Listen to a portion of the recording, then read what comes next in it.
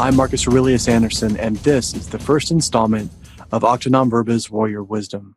In these shorter coaching lessons, I'll highlight the wisdom from warriors past and present in all kinds of settings, from the battlefields of Italy, Greece, Japan, and the Middle East, to more modern-day warfare, including battles in business, culture, and society.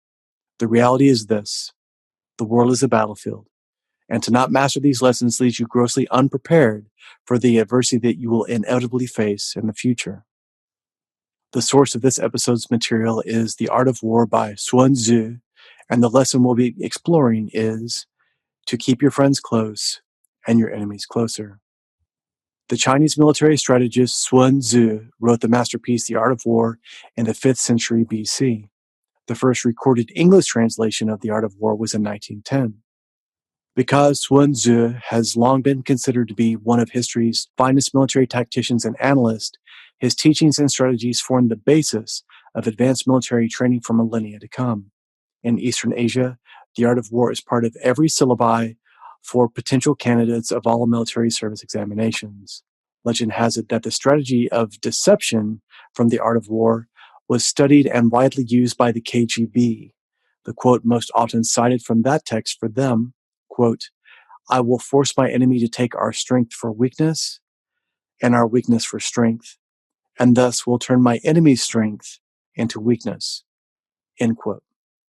The art of war is even used as part of the instructional material in the military strategy course taught in the U.S. Military Academy at West Point.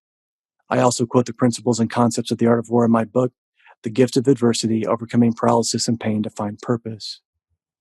The art of war remains the most influential strategy text in East Asian warfare and has influenced Western military thinking, business strategies and tactics, professional sports, and beyond.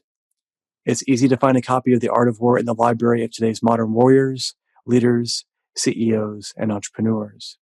Now, I've read The Art of War many, many times, but Janice Bryant-Howroyd has read The Art of War over 100 times. JBH has said repeatedly that the lessons that she learned and diligently applied from this text helped her become the first African-American woman to build and own a billion-dollar company, the Act I Group. And I said billion with a B. At the time of this recording, JBH has a personal net worth approaching $750 million. Again, B as in Bravo. One of the lessons that made a tremendous impact on her was the notion of keeping your friends close and your enemy closer. This concept means that by keeping a close and watchful eye on your enemies, be it in battle or in business, you can not only anticipate their next move, you may actually learn something in the process. By being aware of a foe's actions, you may see them operate in a more efficient manner. Perhaps you'll recognize them using a more effective standard operating procedure or SOP that you can potentially adopt. You may see them using a new tool or technology that you can employ in the future.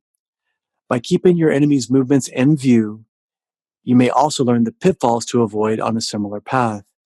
The concept of connection without attachment, in order to sense an enemy's actions and intentions, can be found in numerous martial arts and is inspired by this Sun Tzu lesson. So, how did JBH, Janice Bryant-Howroyd, apply this in her business? She kept her enemies close by buying shares in their company on the stock market. And while this may sound counterintuitive, when you look at it deeply, it is truly a stroke of genius. By making a small investment in her competition, her enemies, if you will, and again, this was not enough of an investment to have a negative impact on her company. By doing so, she was able to get raw data on her competitors in real time, irrespective of what an article or a journalist may be saying in the media. If the company was proclaiming a huge triumph, JBH knew that the intel as an investor in the company would truly tell the tale. For example, if her competitor was claiming to grow by leaps and bounds in a certain quarter, but the information that she got as an investor is saying something different, then she knew the truth. But she not only knew the truth of the situation, she was also able to see how her competitor was trying to leverage disinformation to influence public opinion, and all of these things are incredibly valuable intel. Now she can see where patterns evolve. Maybe they've done this in the past. Maybe she can anticipate them doing that in the future. She took this principle of keeping her enemies closer a step further And it's a powerful reason why her company, the Act.I Group, has had such tremendous success over the years, with over 17,000 clients, having 2,600 full-time employees, and operating in 19 countries worldwide. To learn the rest of that master lesson, listen to my Octa Non-Verba interview with JBH as we cover all these things and more, including her upbringing in the segregated South, her experience of being one of the first classes in American history to go to a non-segregated school during her junior year, and how the philosophy taught to her by her parents helped her overcome these obstacles and more to become the businesswoman, the entrepreneur, educator, ambassador, author, mentor, and presidential special appointee that she is today.